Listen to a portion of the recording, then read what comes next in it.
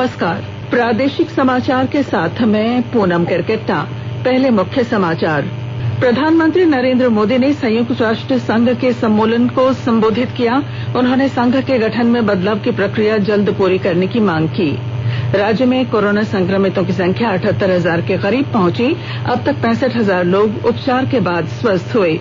मुख्यमंत्री हेमंत सोरेन ने अमर शहीद सिद्दो कान्हू के वंशज रामेश्वर मुर्मू की हत्या की जांच केंद्रीय अन्वेषण ब्यूरो सीबीआई से कराने के प्रस्ताव पर सहमति दी। और राज्य भर में आज बीमा लोक अदालत का ऑनलाइन आयोजन किया गया। कुल 700 लंबित मामलों का हुआ निपटारा। और अब समाचार विस्तार से। महात्मा गांधी की 150वीं जयंती के अवसर पर हम इस बुलेटिन की शुरुआत अपनी विशेष श्रृंखला बापू की बात से कर रहे हैं। इसके अंतर्गत आज प्रस्तुत है सांप्रदायिक सद्भाव के बारे में बापू के विचार। पश्चिम बंगाल में सोदेपुर में प्रार्थना सभा के बाद अपने भाषण में महात्मा गांधी ने कहा था कि जिस व्यक्ति का ईश्वर में विश्वास है वह ईश्वर को छोड़कर किसी से नहीं डरता। तो ईश्वर के भक्त हैं, ईश्वर से ही डरते, दूसरा किसी का डर नहीं करते। सब चीज सबसे ही करने वाले हैं। वो बहुत बलवान है, सबसे बलवान वो हो जाते हैं। उनको गुंडा भी सता नहीं सकते, लेकिन गुंडा वो उनके सामने सीधे हो जाते हैं। ये न्याय है। दूसरा मैं कोई जानकारी नहीं चाह कि जो आप लोगों को बता सके। प्रधानमंत्री नरेंद्र मोदी ने अब से कुछ देर पहले संयुक्त राष्ट्र महासभा के 75वें सम्मेलन को संबोधित किया। इस सम्मेलन का मुख्य विषय है हमारी आकांक्षा का भविष्य और आवश्यकता के अनुरूप संयुक्त राष्ट्र बहुपक्षवाद के प्रति सामूहिक प्रतिबद्धता की पुष्टि और प्रभावी बहुपक्षीय प्रयासों से कोविड संकट से निपटना। इस अवसर पर प्रधानमंत्री ने कहा कि आज के समय के अनुरूप संयुक्त राष्ट्र संघ के गठन के बदलाव पर उन्होंने जोर दिया। उन्होंने कहा कि जब संयुक्त राष्ट्र संघ का गठन हुआ था तब साधन, समस्याएं और समाधान उस समय के हिसाब से थे, मगर आज हम जिस दौर में हैं हमारी वैश्विक समस्याएं और आवश्यकताएं बढ़ी हैं। इसलिए आज के अनुरूप व्यवस्थाओं में और स्वरूप में बदलाव समय की मांग है। अध्यक्ष महोदय, संयुक्त राष्ट्र की प्रतिक्रियाओं में बदलाव, व्यवस्थाओं में बदलाव, स्वरूप में बदलाव आज समय की मांग है। भारत के लोग संयुक्त राष्ट्र के रिफॉर्म को लेकर जो प्रोसेस चल रहा है उसके पूरा होने का बहुत लंबे समय से इंतजार कर रहे हैं। आज भारत के लोग चिंतित है कि क्या ये प्रोसेस कभी एक लॉजिकल एंड तक पहुंच पाएगा। भाजपा के राष्ट्रीय अध्यक्ष जेपी नड्डा ने आज पार्टी के राष्ट्रीय पदाधिकारियों की नई टीम की घोषणा की। 12 राष्ट्रीय उपाध्यक्षों की सूची में झारखंड के रघुवर दास, छत्तीसगढ़ से डॉक्टर रमन सिंह, राजस्थान से वसुंधरा राजे सिंधिया, बिहार से राधा मोहन सिंह और पश्चिम बंगाल से मुकुल रॉय शामिल हैं। भाजपा ने अपने प्रवक्ताओं की सूची का विस्तार कर इसकी सदस्य संख्या 23 कर दी है। बिहार विधानसभा चुनाव के तारीखों की घोषणा के बाद दुमका उपचुनाव की घोषणा भी 2-3 दिनों में होने की संभावना है। विस्तृत ब्यौरे के साथ हमारे दुमका संवाददाता। बिहार विधानसभा चुनाव की तारीखों के ऐलान के बाद अब दुमका विधानसभा उपचुनाव की तारीख का ऐलान अगले 2-3 दिनों के अंदर होने वाला है। दुमका विधानसभा सीट 2019 के चुनाव में झारखंड मुक्ति मोर्चा के उम्मीदवार हेमंत सोरेन को मिली थी, लेकिन उन्होंने बरहेट सीट से भी चुनाव जीतने के कारण दुमका से इस्तीफा दे दिया था। झामुमो एक बार फिर इस सीट से जीत सुनिश्चित करने में जुटा है। वहीं भारतीय जनता पार्टी भी इस सीट पर अपनी जीत फिर हासिल करने की तैयारी में है। गौरतलब है कि 2014 के विधानसभा चुनाव में यहां से भारतीय जनता पार्टी की लुईस मरांडी चुनाव जीती थी और राज्य में समाज कल्याण मंत्री बने थे। वह इस बार भी यहां से भाजपा की उम्मीदवार हो सकती हैं। आर.के. नीरद, आकाशवाणी समाचार, दुमका। राज्य में कोरोना संक्रमितों की संख्या लगभग 78,000 हो गई है। वहीं अब तक लगभग 65,000 कोरोना संक्रमित लोग उपचार के बाद स्वस्थ भी हुए हैं। कोरोना से अब तक राज्य भर में 661 संक्रमितों की मौत हो चुकी है। स्वास्थ्य विभाग की ओर से जारी कोविड बुलेटिन के अनुसार झारखंड में स्वस्थ होने की दर 83.02% हो गई है, जो राष्ट्रीय औसत से अधिक है। वहीं दूसरी ओर देश में कोरोना संक्रमण से मृत्यु दर 1.60% है, जबकि झारखंड में यह 0.84% है। राष्ट्रीय फार्मास्यूटिकल प्राधिकरण ने विनिर्माताओं के स्तर पर तरल चिकित्सा ऑक्सीजन का मूल्य 15 रुपए 22 पैसे प्रति घन मीटर तय करने का निर्णय लिया है। इसमें जीएसटी शामिल नहीं होगा। प्राधिकरण के अनुसार कोविड-19 की वर्तमान स्थिति के कारण देश में ऑक्सीजन की मांग बढ़ गई है। प्राधिकरण ने कहा कि मूल्य सीमा न होने के कारण विनिर्माताओं ने सिलेंडर भराने वालों के लिए दाम बढ़ा दिए थे और देश में चिकित्सा ऑक्सीजन निरंतर उपलब्ध कराने के लिए मूल्य नियंत्रण करना अनिवार्य है। स्वास्थ्य और परिवार कल्याण मंत्रालय ने लोगों को सलाह दी है कि वे नोवेल कोरोना वायरस से अपने को सुरक्षित रखने के लिए सभी बुनियादी एहतियाती उपायों का पालन करें और सामाजिक दूरी बनाए रखें। एक रिपोर्ट। सरकार ने कहा है कि आवश्यक वस्तुओं की पर्याप्त आपूर्ति जारी है और लोगों को चिंता करने की कोई जरूरत नहीं है। लोगों को सलाह दी जाती है कि वे आवश्यक वस्तुओं और चिकित्सा सामानों की खरीदारी करते समय धैर्य रखें और शांत रहें। आवश्यक वस्तुओं को खरीदने के लिए बार बार बाहर निकलने से बचें। साथ ही लोगों से हाथ मिलाने और गले लगने से भी बचना चाहिए।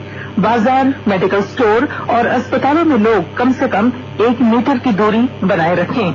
घर पर गैर जरूरी सामाजिक समारोह से बचा जाना चाहिए और घर पर मेहमानों को नहीं बुलाना चाहिए। लोगों को अपनी आंख, नाक और मुंह छूने से बचना चाहिए और लगातार हाथ साफ करते रहना चाहिए। हाथ को दोनों तरफ से कम 20 सेकंड तक रगड़कर धोना चाहिए। यदि कोई व्यक्ति खांसी या बुखार से पीड़ित है तो वह दूसरों के संपर्क में आने से बचे और डॉक्टर से तुरंत परामर्श ले। स्वास्थ्य मंत्रालय ने कोरोना वायरस के बारे में जानकारी के लिए एक टोल फ्री नंबर 1075 जारी किया है। इधर राज्य सरकार की ओर से भी कई दिशा निर्देश जारी किए गए हैं। इस सिलसिले में सरकार ने हेल्पलाइन नंबर 181 जारी किया है। सरकार ने कहा है कि कोरोना वायरस से संदिग्ध तौर पर संक्रमित कोई व्यक्ति पाया जाता है तो इसकी सूचना 0651 जो रांची का कोड है और टेलीफोन नंबर 2261-000 तथा 2261-002 के अलावा फैक्स नंबर 2261-856 और मोबाइल नंबर 9955837428 पर दी जा सकती है। आकाशवाणी रांची भी आपसे अपील करता है कि कोविड-19 के संक्रमण से बचने और अन्य लोगों को सुरक्षित रखने के लिए कृपया घर पर ही रहें और सरकारी दिशा निर्देशों का पालन करें। प्रधानमंत्री नरेंद्र मोदी कल आकाशवाणी से मन की बात कार्यक्रम में अपने विचार साझा करेंगे। यह कार्यक्रम की 69वीं कड़ी होगी। इसका प्रसारण आकाशवाणी और दूरदर्शन के सभी नेटवर्क पर किया जाएगा तथा यह हमारी वेबसाइट newsonair.com और news on AIR mobile app पर भी उपलब्ध रहेगा। यह आकाशवाणी, डीडी न्यूज, प्रधानमंत्री कार्यालय तथा सूचना और प्रसारण मंत्रालय के यूट्यूब चैनलों पर भी सीधा प्रसारित होगा। लोहरदगा जिला कांग्रेस कमेटी ने केंद्र सरकार द्वारा संसद से पारित किए गए कृषि बिल का विरोध करने का निर्णय लिया है। जिले में आयोजित प्रेस वार्ता में प्रदेश प्रवक्ता आलोक दुबे और लाल किशोरनाथ शाहदेव ने कहा कि यह कानून किसानों के हित में नहीं है। आज देश भर में 62 करोड़ किसान मजदूर इस कानून के खिलाफ आवाज उठा रहे हैं। पलामू जिले में स्थित पलामू किले के जीर्णोद्धार के लिए कला संस्कृति विभाग इसके गौरव को लौटाने के लिए प्रयास शुरू कर दिया है। विस्तृत जानकारी दे रहे हैं हमारे पलामू संवाददाता। झारखंड की ऐतिहासिक धरोहर पलामू किले की तस्वीर चमकने वाली है। राज्य का कला संस्कृति विभाग इस किले को इसका पुराना गौरव लौटाने में जुटा हुआ है। देख रेख के अभाव में ये किला जीर्ण शीर्ण अवस्था में है। बावजूद उसके हर साल लाखों की संख्या में पर्यटक इसे देखने आते हैं। ये दोनों किले लातेहार जिले के औरंगा नदी के किनारे अवस्थित है। इनमें से एक को पुराना और दूसरे को नया किला कहा जाता है। इन किलों के जीर्णोद्धार का मुद्दा भाजपा विधायक एवं पूर्व स्वास्थ्य मंत्री रामचंद्र चंद्रवंशी ने विधानसभा के मानसून सत्र में उठाया था। उसके बाद से कला संस्कृति विभाग इसके जीर्णोद्धार की तैयारी में जुट गया है। विभागीय स्तर पर इसका डीपीआर तैयार किया गया है। करीब 11 करोड़ रुपए से इसका जीर्णोद्धार होगा। जसप्रीत सिंह, आकाशवाणी समाचार, पलामू। आकाशवाणी के ताजा तरीन समाचारों के लिए आप हमारी वेबसाइट newsonair.com पर लॉग ऑन कर सकते हैं। ताजा समाचार Twitter handle @AIR news alerts और Facebook page All India Radio news पर भी उपलब्ध है। आप प्रादेशिक समाचार एकांश के ट्विटर हैंडल @AIRnews_रांची और Facebook page AIR news Ranchi के अलावा YouTube channel regional news unit Ranchi पर भी हमारे बुलेटिन सुन सकते हैं। प्रादेशिक समाचार आप आकाशवाणी रांची से सुन रहे हैं। शेष समाचार इस विराम के बाद। झारखंड राज्य में सितंबर माह को राष्ट्रीय पोषण माह के रूप में मनाया जा रहा है, जिसका मुख्य उद्देश्य राज्य में नाटीपन, अल्प पोषण, खून की कमी और जन्म के समय कम वजन वाले बच्चों की संख्या में कमी लाना है। इस लक्ष्य को हासिल करने में पंचायत प्रतिनिधियों एवं जन प्रतिनिधियों की जिम्मेदारी बनती है कि वो बच्चे, किशोरियों, गर्भवती एवं धात्री महिलाओं को रोजाना आयरन, विटामिन युक्त तरह तरह के पोषक आहार जैसे दूध, तेल, आयोडीन, नमक, पीने के लिए साफ और शुद्ध पानी, खाने से पहले और शौच के बाद हाथ साबुन से धोने और हमेशा शौचालय का इस्तेमाल करने के लिए प्रोत्साहित करें। झारखंड ने ठाना है कुपोषण को मिटाना है। हर घर पोषण त्योहार, महिला एवं बाल विकास विभाग, झारखंड सरकार द्वारा जनहित में प्रसारित। मुख्यमंत्री हेमंत सोरेन ने अमर शहीद सिद्धू कान्हू के वंशज रामेश्वर मुर्मू की हत्या की जांच केंद्रीय अन्वेषण ब्यूरो CBI से कराने के प्रस्ताव पर सहमति दे दी है। रामेश्वर मुर्मू की हत्या 12 जून 2020 को हुई थी। हत्या की जांच CBI से कराने के लिए विभिन्न सामाजिक और राजनीतिक संगठनों ने आवाज उठाई थी। इधर मुख्यमंत्री की घोषणा का साहिबगंज जिलावासियों ने स्वागत किया है। लोगों ने उम्मीद जताई है कि अब सिद्धू कान्हू के वंशजों को न्याय मिलेगा। धनबाद जिले में नालसा के निर्देश पर आज ऑनलाइन बीमा लोक अदालत का आयोजन किया गया।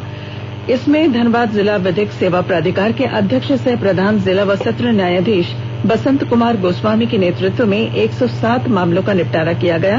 वहीं 10 लाभुकों को मौके पर ही प्रधान जिला व सत्र न्यायाधीश ने चेक सौंपा।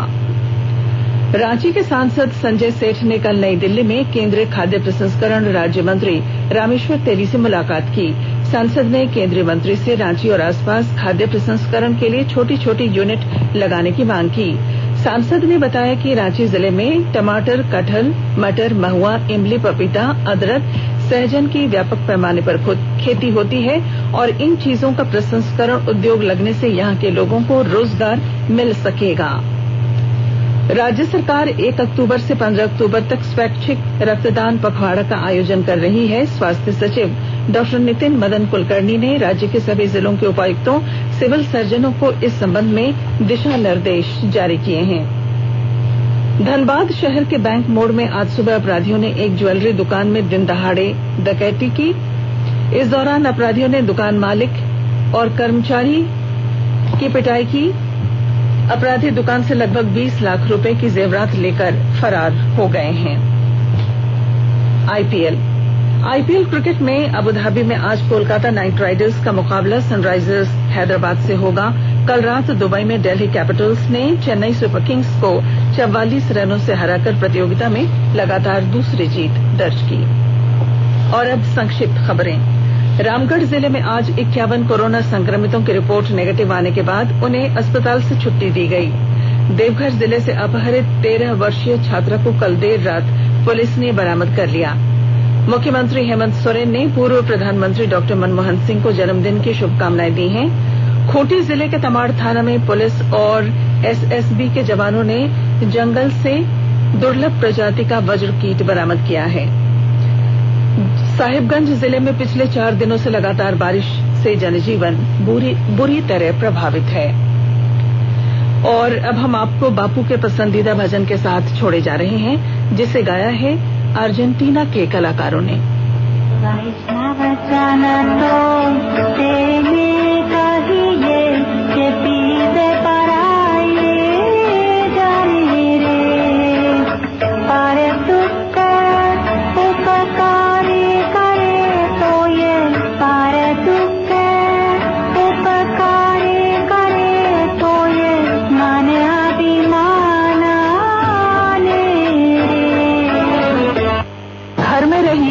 सुरक्षित रहिए और सुनते रहिए आकाशवाणी।